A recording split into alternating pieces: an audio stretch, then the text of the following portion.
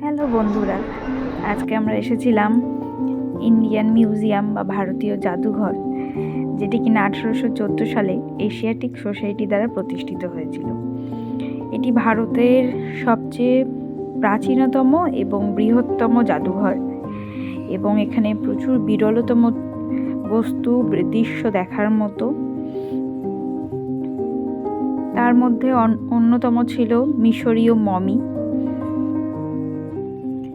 এবং বিভিন্ন বহু সময় আগে থেকে সংগ্রহ করে রাখা বিভিন্ন প্রাণীর স্কেলিটন, তাদের ফসিলস,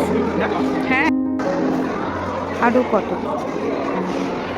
এখানে কতগুলি বিভাগ আছে, যেমন শিল্পকলা, পুরাতত্ত্ব, প্রাণীবিদ্যা, জীববিদ্যা ইত্যাদি।